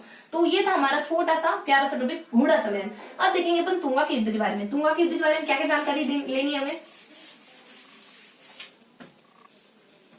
देखो तुंगा के युद्ध के बारे में हमें देखना है बेसिकली कि तुंगा का युद्ध क्यों हुआ, किन के बीच में हुआ और कितनी बार हुआ। तो ये होता है अपने महादजी होलकर और प्रताप के बीच में, जयपुर के प्रताप के बीच में हुआ। कुछ यूं होता है कि महादजी होलकर जो चौथकर को लेकर बार बार परेशान कर रहे थे प्रताप को, यानी कि बहुत बार ये चौथकर की दरें इतनी बढ़ा देते हैं, इतना ज्यादा चौथ कर लेते हैं कि है ना हमारे प्रताप बहुत ज्यादा परेशान हो जाते हैं, जयपुर के शासक प्रताप बहुत ज्यादा परेशान होते हैं और अल्टीमेटली तय करते हैं कि भले ही जीत हासिल ना हो, भले ही बहुत मुश्किलों से हम जीते, लेकिन अब तो करो या मरो की कंडीशन आ गई, अब तो युद्ध करना ही होगा। तो प्रताप युद्ध का कड़ा डिसीजन लेके युद्ध करने के लिए तत्पर हो जाते हैं मराठों से, जबकि इनको पता है कि मराठों से जितना इतनी आसान बात नहीं है। मराठों का इतना दबदबा था कि ईश्वर सिंह को मरना पड़ गया। मराठों का इतना दबदबा था, बस मराठों को एक बार माधो सिंह ने खदेड़ा। मराठों का इतना दबदबा था कि जिसके फेवर में मराठे आ गए ना तो सामने वाला वैसे ही भाग जाता था जिसे अपने विजय सिंह भाग गए। तो ये सब कुछ जानने के बावजूद भी अपने आप को मौत के मुंह में झोंकने के लिए रेडी हो जाते हैं प्रताप। और ये बहुत सारे व्यक्तियों की मदद लेते हैं, अलग अलग व्यक्तियों की मदद लेते हैं, अलग अलग रियासतों से राजा इनकी हेल्प करते हैं। और महाजी होलकर के एक साथी थे हमदानी नाम के, तो वो भी इनके साथ हो जाते हैं एंड में आकर के। और इस तरीके से अलग अलग व्यक्तियों की मदद लेके अलग अलग समय में, यानी लगभग 3 बार तुंगा का युद्ध हुआ, लेकिन तीनों ही बार राजपूत असफल रहे। फर्स्ट बार थोड़ा सा मराठे पीछे हो गए थे क्योंकि एक गुट बन गया था, सदस्य बन गया था, राठौड़ कछवाहा समूह बन गया था, इसके अगर मराठा थोड़े से पीछे होते, लेकिन कुछ ज्यादा फर्क नहीं आता है। और लास्ट में फिर दूसरी बार में संधि करते हो, तीसरी बार में आते तो आत्मसमर्पण की कंडीशन में पहुंच जाते हैं राजपूत। देन अपन कृष्णा कुमारी वाद के बारे में देखेंगे। तो थोड़ा सा इसको रिटर्न में देख लेते हैं कि तुंगा के युद्ध में हमने क्या क्या जानकारी लेनी है। तो तुंगा का युद्ध किन किन के बीच में होता है? तो युद्ध होता है यहाँ पर 2 व्यक्तियों के बीच में। तुंगा का युद्ध होता है हमारे महादजी और प्रताप के बीच में, जयपुर के प्रताप सिंह के बीच में। कारण अत्यधिक चौथ कर वसूली, अत्यधिक चौथ कर वसूली। दिन अपन देखते हैं यहाँ पर ये जो युद्ध हुआ उसमें प्रताप के साहब कौन थे, यानी सहायता। प्रताप को किस किसने सहायता प्रदान करी? प्रताप को सहायता प्रदान करी जैसे की और एम। देखो किस किसने सहायता प्रदान करी, यहाँ से जोधपुर, देखो वहां हमने देखो अभी जस्ट हुड़ा सम्मेलन में जोधपुर का विजय सिंह लिख दिया ना, जोधपुर का अपने अभय सिंह होता है वहां पर, जोधपुर का अभय सिंह होता है वहां पर, और यहाँ पर होता है विजय सिंह। थोड़ा सा उसको है ना ध्यान रखना है। हमने अभी हुड़ा सम्मेलन पढ़ा, वहां पर जोधपुर में सदस्य पढ़े, सदस्य में हमने क्या लिखा है? विजय सिंह। विजय सिंह नहीं है वहां पर, अभय सिंह है, और यहाँ है विजय सिंह, यहाँ है विजय सिंह। तो ये अपने जोधपुर का विजय सिंह आ जाता है। उसके बाद शिव सिंह, शिवपुरा रियासत से भी उनके शासक मदद करने के लिए आते हैं। कैसे? करौली, किशनगढ़ के शासक भी यहाँ मदद करने के लिए आते हैं। और उसके बाद एम से मतलब हमदानी, हमदानी जो कि अपने महाजी के साथी थे। वैसे तो इस कैटेगरी से, इस पक्ष से बिलोंग करते हैं ये, लेकिन फिर भी ये प्रताप की मदद करने के लिए प्रताप के साथ हो जाते हैं। तो ये इतने सारे 4 शख्स आते हैं जो हमारे प्रताप की मदद करते हैं, लेकिन फिर भी प्रताप युद्ध नहीं जीत पाता है। और युद्ध कितनी बार हुआ? युद्ध 3 बार हुआ। देखो इस युद्ध के बारे में देख लेते हैं अपन। तो इस युद्ध के बारे में लगभग अपन कैसे देखने वाले हैं, कुछ 3-4 जानकारी कवर करने वाले हैं। जैसे कि जो युद्ध हुआ था वो कब हुआ था, उसके बाद कहाँ होता है, कौन मदद करता है, कौन कौन जीतता है, इस तरीके से देखने वाले। तो देखो यहाँ अपने बीच वाला जो युद्ध होता है वो होता है अपने 20 जून 1919 में। ऊपर वाला जस्ट इससे 3 साल पहले हुआ था, यानी कि 28 जुलाई 1787 के बीच में। और इससे नीचे वाले से 10 साल के बाद हुआ था, यानी कि 16 अगस्त 1700 नहीं, 10 साल के बाद, मतलब 1800 के आसपास ये तीनों युद्ध होते हैं अपने। ये तीनों युद्ध होते हैं अपने। तुंगा के युद्ध में एक युद्ध शामिल नहीं है, बल्कि 3 युद्ध है, तीनों अलग अलग स्थान पे हुए। पहला हुआ अपने लालसोट, फिर हुआ पाटन, और फिर हुआ मालपुरा। लाला ने पटाया माल को, यानी कि लाला ने जिसको पटाया ना वो बहुत ज्यादा माल वाली है, बहुत ज्यादा रिच है। तो देखो फ्रेंड्स, इस तरीके से बात करें कि तुम्हें पता है जो लाल की जो जीएफ है ना, उसने जिसको पटाया है बहुत ज्यादा रिच है, बहुत ज्यादा अमीर है। तो इस तरीके से कुछ आपस में ना फ्रेंड्स बातें करें तो हमें तो चीजों को याद रखना है, उनकी बातों से याद रह जाती है, तो नेवर माइंड। तो यहाँ से अपने ये किस किस स्थानों पर हुआ, उसके बाद कब कब होता है, देन इनको कौन कौन जीतता है। तो यहाँ मराठे थोड़े से हार गए थे, तो अपन क्रॉस, यहाँ मराठे इनको मतलब मराठे जीत जाते, यहाँ पे भी मराठे जीत जाते। देन यहाँ पर किन किन के द्वारा मदद प्रदान करेगी। देखो फर्स्ट वाले मराठे क्यों पीछे हुए थोड़ा सा, क्योंकि यहाँ पर है ना राठौड़ कछवा संघ बन गया था। राठौड़ कछवाहा संघ बन गया था, इस कारण मराठे थोड़े से पीछे हो जाते। देन यहाँ पर मराठों को, यहाँ पर तो हमारे राजपूतों को संधि करनी पड़ जाती है। यहाँ पर आते आते राजपूत संधि कर देते, यहाँ पर आते आते तो आत्मसमर्पण ही कर देते, आत्मसमर्पण ही कर देते। तो ये था हमारे तुंगा के युद्ध के बारे में जानकारी। तो ये युद्ध महाजी और प्रताप के बीच में होता है। इसका कारण अत्यधिक चोट कर वसूली माना जाता है। इसकी सहायता, इनकी प्रताप के सहायक व्यक्ति कौन कौन होते हैं? जेएसके, यानी इन दोनों शख्स के बीच में हुआ, लेकिन इनकी सहायता किसने करी? जेएसके अकेले नहीं लड़े हमारे राजपूत। फिर भी इतने लोगों की मदद मिली, इतनी बार कोशिशें करी, लेकिन फिर भी अल्टीमेट हारते हैं। तो यहाँ अपने जेएसके जोधपुर के विजय हैं, एस से अपने शिवपुरा के शासक आते हैं, के से अपने किशनगढ़ के शासक आते हैं, और एम से अपने हमदानी उनके साथ शामिल हो जाते हैं। तो ये सब इनको मदद प्रदान करते हैं। देन अपन देखते हैं कि युद्ध कितनी बार हुआ अलग अलग फेजेस में। तो यहाँ पहला बीच में हमने देखा बीच के युद्ध के बारे में कि हमारा 20 जून 1790 को होता है। इससे 3 साल पहले यानी कि 18 जुलाई 1787 के आसपास। इससे 10 साल बाद यानी कि अपने 16 अगस्त 1800 के आसपास अलग अलग स्थानों पे होता है। लाल सोटे, पाटने, मालपुरा। जो लाला ने जिसको पटाए हैं वो बहुत ज्यादा रिच है, बहुत ज्यादा माला माल है। उसके बाद यहाँ आ जाता है कि फर्स्ट में थोड़े से पीछे हो गए थे, जस्ट बिकॉज राठौड़ कछवा संघ बन गया था, वरना पीछे नहीं होते। तो यहाँ पर सेकंड में तो ये जीतते हैं, थर्ड में भी जीतते हैं। न सिर्फ जीतते हैं बल्कि संधि के लिए मजबूर करते हैं, न सिर्फ जीतते बल्कि आत्मसमर्पण के लिए मजबूर करते हैं राजपूतों को और अपने प्रताप को। तो ये था हमारा तुंगा का युद्ध। और अब अपन देखने वाले हल्का सा कृष्णा कुमारी विवाद के बारे में। देखो कृष्णा कुमारी विवाद के बारे में सेपरेट देखें ऐसा तो कुछ है नहीं, तो अपन यही देख लेते हैं कृष्णा कुमारी विवाद के बारे में। देखो कृष्णा कुमारी विवाद बेसिकली होता है कृष्णा कुमारी विवाद कुछ इस तरीके का मुद्दा है कि इसमें 3 दावेदार पैदा हो जाते हैं कृष्णा कुमारी से शादी करने के लिए। अब कृष्णा कुमारी के पिताजी और कृष्णा कुमारी परेशान है कि वो किसको चुने, वो किससे शादी करें। तो बेसिकली एक तो हमारे काल के ग्रास हो जाते, एक तो एक्सपायर हो जाते, बच जाते 2 शख्स। एक एक्सपायर हो गए, तभी तो दो दावेदार खड़े हो गए कि हमारे राज्य से कोई एक्सपायर हुआ है, हमारे राज्य में विवाह तय करा था, तो वो एक्सपायर हो गए, तो हमारे राज्य में विवाह रखो ना, दूसरे प्रांत में। राज्य क्या कहे, प्रांत कहते हैं, तो दूसरे प्रांत में क्यों जा रहे हो। ये अपने सम्मान के खिलाफ मानते हैं इस तरीके की बात। ये मानसिंह होते हैं इस तरीके की बातें करने वाले कि हमारे राज्य के भीम सिंह मर गए तो मैं क्या मतलब कि मैं इतना सोना मुंडा नहीं दिख रहा हूँ आपको, आप मुझसे करवा दो कृष्णा कुमारी का, आपको जयपुर के जगत सिंह के पास जाने की क्या जरूरत है। तो इस तरीके का विवाद हो जाता है हमारे इनके बीच में। तो देखो कौन कौन दावेदार होते हैं इनसे शादी करने के लिए। दावेदार तो यहाँ पे होते 3 व्यक्ति, इनसे शादी करने के 3 दावेदार सामने आ जाते हैं। एक तो जयपुर और जोधपुर, यहाँ पे अपने मान सिंह होते हैं जोधपुर के अपने भीम सिंह होते हैं। तो जोधपुर के मान सिंह और भीम सिंह, जयपुर के जगत सिंह, ये तो दावेदार हो गए। और यहाँ इनके पिताजी, ये तो पतिदेव, मतलब कि जो भी पति बने इन तीनों में से उस पर यहाँ पे पिताजी। देखो पिताजी कौन होते हैं इनके, मेवाड़ के भीम सिंह, मेवाड़ के भीम सिंह, तो ये थे इनके पिताजी और ये थे इनसे शादी करने के 3 दावेदार। तो अपने जयपुर और जोधपुर, देखो मेवाड़ के भीम सिंह ने शादी तय करी थी, मेवाड़ के भीम सिंह ने शादी तय करी थी यहाँ अपने यहाँ के भीम सिंह के साथ। और जब यहाँ के भीम सिंह एक्सपायर हो गए तो इन्होंने शादी तय कर दी यहाँ के जगत सिंह के साथ, यहाँ के जगत सिंह के साथ शादी कर दी। नो प्रॉब्लम, इनको कोई प्रॉब्लम नहीं हुई कि हमारे भीम सिंह शादी तय करते भीम सिंह के साथ। और जब यहाँ के भीम सिंह एक्सपायर हो गए तो ये यहाँ आ गए और यहाँ किसी जगत सिंह के साथ शादी तय कर दी। इसमें क्या बुराई थी भला? लेकिन ये आपको कोई किरकिरी बन गया मान सिंह को। मान सिंह ने इसे अपने ईगो पर ले लिया कि हमारे यहाँ किसी के साथ आपने आपकी बेटी की शादी तय करवाई थी, तो आप जयपुर रियासत की तरफ पे जा रहे हो, आप इसी रियासत में किसी और को देख लो, हमें देख लो सबसे पहले, फिर किसी और पे जाना। तो यहाँ मान सिंह कहते हैं कि मान सिंह अपने आत्म स्वाभिमान के खिलाफ इस बात को मानते हुए कहते हैं अगर कृष्णा कुमारी के विवाह हमारे साथ नहीं, मेरे साथ नहीं, देखो हम कहते थे हमारे साथ नहीं करवाए, खून की नदियां बह जाएगी आपके राज्य में, मराठों की एंट्री हो जाएगी, पिंडारी खां की एंट्री हो जाएगी। फैसला आपके हाथों में, खून की नदियां चाहते हो, मराठी की एंट्री चाहते हो, पिंडारी खां की एंट्री चाहते हो, या कृष्णा कुमारी का हाथ मेरे हाथ में देना स्वीकार करोगे।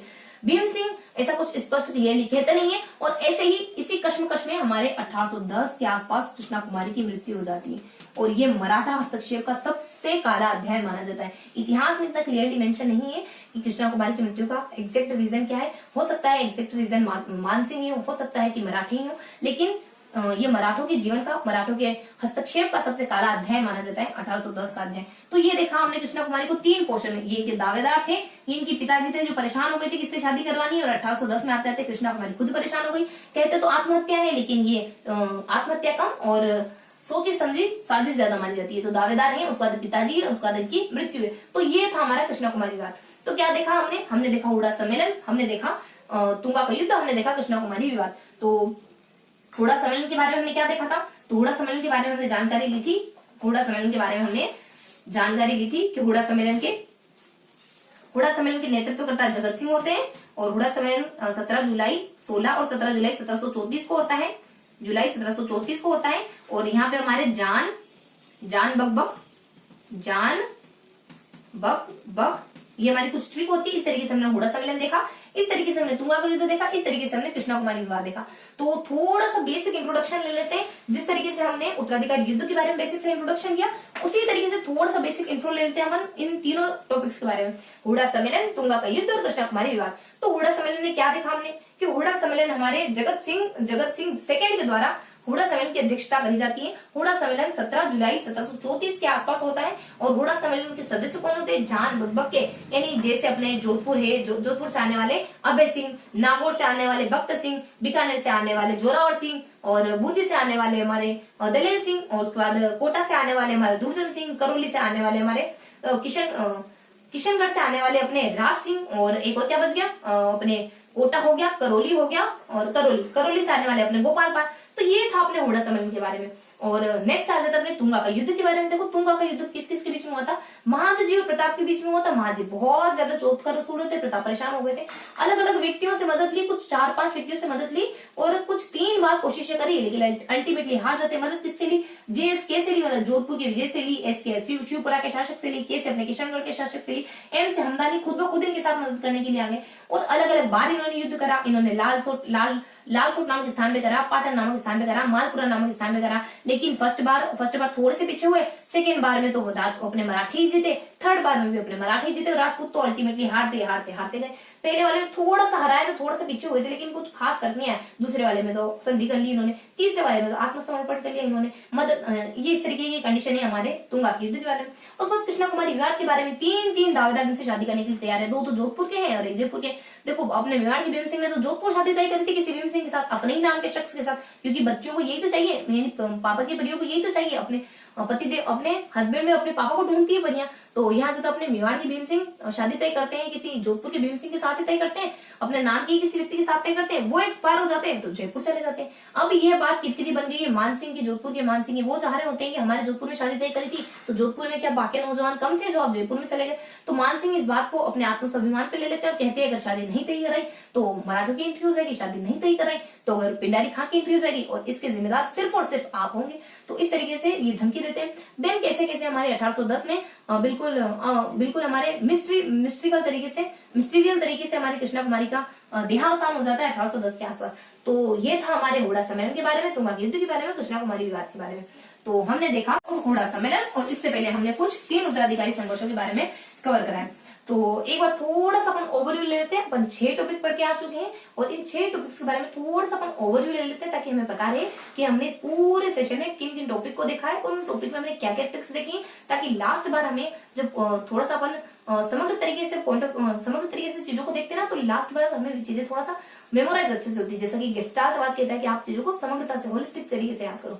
तो सबसे पहले हमने देखा था बूंदी के उत्तराधिकारी संघर्ष के बारे में, देन जोधपुर के उत्तराधिकारी संघर्ष के बारे में, देन जयपुर के उत्तराधिकारी संघर्ष के बारे में, देन जोधपुर के उत्तराधिकारी संघर्ष के बारे में, देन अपन आए हुडा सम्मेलन पर, फिर अपन तुम्हारे युद्ध पर, फिर अपन आए कृष्णा कुमारी बात पर। तो बूंदी के उत्तराधिकारी संघर्ष में क्या देखा, यहाँ पे अपने साले जी हैं इस बात से परेशान है कि मेरी बहन और मेरे भांजे के साथ अच्छा क्यों ट्रीट नहीं करा जा रहा है। इसका बदला लेने के लिए जीजाजी को हटा देते, किसी और को गद्दी नशील कर देते। बहना को बात पसंद नहीं आ रही होती, लेकिन क्योंकि ये तो पता थी बहना मराठा को दरवाजा खटखटाती है, मराठी मदद करते हैं, बहन के फेवर में ही फैसला आता है। लेकिन छोटे निकल जाते हैं तो फिर हमारे पूरा फैसला भाई के पक्ष में ही चला जाता है और उसी पक्ष में से किसी एक को राजा बना दिया जाता है। तो ये था हमारा पूरा बूंदी का उत्तराधिकारी संघर्ष। अब अपन देख लेते हैं बूंदी के उत्तराधिकारी संघर्ष के बाद जयपुर का उत्तराधिकारी संघर्ष। जयपुर के उत्तराधिकारी संघर्ष में क्या देखा, 2 भाई आपस में लड़े जा रहे हैं। कह रहा है कि मैं बड़ा हूं तो मेरा राजा बनाऊंगा, कह रहा है कि मेरी माँ को वचन दिया था कि अगली संतान तुम्हारी संतान को राजा बनाएंगे तो मेरा राजा बनूंगा। राजा बने तो कौन बने, आखिरकार पिताजी एक्सपायर हो जाते हैं, राजा वही बनेगा जिसके पास पावर होगी, जिसके पास शक्ति होगी, जिसके पास सामर्थ्य होगा। सामर्थ्य के बलबूते पर तो दुनिया जय जयकार करती है। तो यहाँ अपने ईश्वर सिंह राजा बन जाते हैं अल्टीमेटली। माधो सिंह को बहुत जद्दोजहद करनी पड़ती, फर्स्ट बार नहीं बन पाते, सेकंड बार नहीं बन पाते, अंत में तीसरी बार यानी कि दशरथ मांझी की तरह छोड़ते नहीं है और अल्टीमेटली राजा बन ही जाते हैं। और ईश्वर सिंह इतने समय तक राजा बने ही रहे हैं, लेकिन कुछ दब्बू टाइप के व्यक्ति होते हैं। थोड़ा सा मराठों ने प्रेशर क्या बनाया कि तुमसे हम पैसे लेंगे, तुमसे बहुत ज्यादा कर वसूलेंगे, तुम्हें ना 20 लाख देने पड़ेंगे। फिर कहते पहले कहा 10 लाख लेंगे, फिर कहा 20 लाख लेंगे, फिर 40 लाख, इस तरीके से यानी मुंह खोल खोल के तुमसे मांग देते हैं। ईश्वर सिंह फ्रस्ट्रेट हो जाते हैं, बहुत ज्यादा परेशान हो जाते हैं। दिसंबर साल के एंड, दिसंबर 1750 के आसपास देहावसान कर लेते हैं, अपने आप को मार लेते हैं, यानी आत्मदाह कर लेते हैं 1750 के आसपास। देन माधो सिंह इस तरीके के शख्स बिल्कुल नहीं होते। इनसे कुछ इलाके इनसे भी मांगे गए, कुछ 4 इलाके मांगे गए, कुछ टेरिटरी मांगे गए, कुछ पैसे मांगे, कहा कि बूंदी का शासक तुम उम्मेद को बनाओगे, सब कुछ मांगा इनसे भी, लेकिन इन्होंने दे दिया। और लेकिन जैसे ही मौका इनको मिला तो मराठा को बहुत ज्यादा खदेड़ा इन्होंने। 1751 के आसपास अभिमन्यु की तरह इनको घेर लिया और इनको बहुत ज्यादा खदेड़ा। 4000 मराठा को इन्होंने मार गिराया और कत्लेआम कर दिया अपने राज्य में इतने मराठाओं को। तो ये था हमारा जयपुर का उत्तराधिकारी संघर्ष, जो 2 भाइयों की लड़ाई में आपस में और एक भाई की खुदकुशी पे खत्म होता है। और लास्ट में हमने देखा था जोधपुर के उत्तराधिकारी संघर्ष के बारे में, जो बेसिकली शुरू हुआ था 2 भाइयों के बीच में, लेकिन बाद में एंड होता है इनके उन्हीं के दोनों बेटों के बीच में। और उन्हीं के दोनों बेटों में से विजय सिंह को सुध पड़ जाती है कि जब राम का साथ मराठे खुद दे रहे हैं तब तो मेरे जीतने की कोई उम्मीद दिखाई नहीं देती है। तो मेरी भलाई इसमें है कि मैं 56 के आसपास संधि कर लेता हूँ। तो कुछ 15 जनवरी 1756 के आसपास ये अपनी समझदारी दिखाते हैं और संधि कर लेते हैं। और इनकी समझदारी इनके लिए बहुत गुड चाउन यानी अपना गुड लक लेकर के आती है, क्योंकि इनको बहुत ज्यादा इलाका मिला। इनको जोधपुर का इलाका मिला, नागौर का, अमेरता का, और सामने वाले जो शख्स होते हैं उनको 84 गांव हल्के फुल्के, आधा जोधपुर और कुछ जालोर का इलाका मिला। इस तरीके से इनकी जो संधि होती है, फिर मराठे खाली हाथ नहीं बैठने वाले। मराठों को कोई 50 देता है, 50 लाख देता है हारने वाला, कोई 5 लाख देता है जीतने वाला, और दोनों को मिलाकर के लगभग 1.5 लाख रुपए जोधपुर रियासत को देने पड़ते हैं इनको। तो इस तरीके से मराठों को ये सब मिलता है। मराठे सिर्फ पैसे लेकर कुछ नहीं थे, कुछ टेरिटरी इनको चाहिए। इन्होंने गढ़बितली का इलाका अपने नाम करने का कहा, ये गढ़बितली हमको देना पड़ेगा। तो दोनों ही भाई राजी हो जाते हैं, ठीक है आपको गढ़बितली दे देंगे। तो इस तरीके से हमारे जोधपुर का उत्तराधिकारी संघर्ष फिनिश होता है विजय सिंह की समझदारी पे, यानी विजय सिंह कैसे कैसे समझदारी दिखाते हैं और ज्यादा इलाका मिल जाता है इनको। और फिर छोटी सी इंफॉर्मेशन गिवन होती है अपनी कि जैसलमेर और बीकानेर 2 ऐसे इलाके थे जिस पर किसी बाहरी शासक का आधिपत्य स्थापित नहीं हो पाया। ना तो कोई मराठे आए इस पर और ना कोई अन्य शख्स आए, पिलारी खां वगैरह। तो अपन अब देखेंगे, देखो अभी अपने को सेशन यहाँ एंड नहीं करना है। अब थोड़ा सा है ना, जो 2-3 हमारे कुछ 2-3 गिने हुए कुछ पॉइंट थे जो मिस हो गए थे अपने। हमने देखो इस तरीके से पूरा लेसन कवर कर लिया है, क्योंकि हम मराठों के बारे में पढ़ चुके हैं। मतलब किन किन के बारे में, सभ्यताओं के बारे में और राजपूतों के बारे में। राजपूत में भी सारे राजपूत वंश पढ़ लिए हमने, मेवाड़ के राजपूत पढ़ लिए, बीकानेर के और जोधपुर के राठौड़ के बारे में देख लिया हमने। फिर शाकंभरी के चौहान देख लिया, अजमेर के हमने यहाँ अपने अजमेर के कछुआ देखे, जैसलमेर के भाटी देखे, भरतपुर के जाट देखे, करौली के यादव देखे, आबू के परमार देखे। इन सब 8 राजवंशों के बारे में पढ़ा। उत्तराधिकारी संघर्ष भी सारे देख लिए और इनके अंदर आने वाले सारे राजा हमने देखे। लेकिन देखो कुछ है ना, लगभग 5 से 7 पॉइंट थे जो इस पूरे लेसन के दौरान, एक मैंने पॉइंट ऑफ व्यू लिया तो पता चला कि कुछ 5 से 7 ऐसे पॉइंट है जो मिस हो गए। तो हमें एक भी बात मिस नहीं रखनी, बहुत अच्छे से लेसन को पढ़ते जाना है, कोई भी बात छोड़नी नहीं है हमें। तो इस वजह से अपन उन पॉइंट को भी साथ के साथ क्लियर कर लेते हैं, कुछ भी नहीं बचाएंगे, कुछ भी नहीं छोड़ेंगे। उस बुक में से जो भी आएगा तो हमें 100% आएगा। तो यहाँ आ जाता है कुछ 2-4 पॉइंट उनको ऊपर लिख लेते हैं। देखो, एक हमने देखा था विग्रह राज विग्रहराज चतुर्थ के काल को सपाद लक्ष्य का स्वर्णकाल, सपाद लक्ष्य का स्वर्णकाल कहा जाता है। ये बात अपनी मिस हो गई थी। देन अपने भाटी वंश, वो अपने आप को किसका वंशज मानता है, ये बात मिस हो गई थी। भाटी वंश, जैसलमेर का भाटी वंश वंशज मानता है किसका, चंद्रवंशी यादव का, चंद्रवंशी यादव का अपने आप को कहता है वो चंद्रवंशी यादव है। देन अपन करोली का वंश अपने आप को किसका वंशज मानता है, करोली का यादव वंश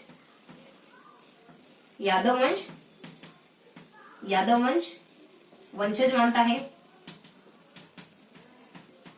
किसको, यादव वंश वंशज मानता है। मथुरा की शूरसेन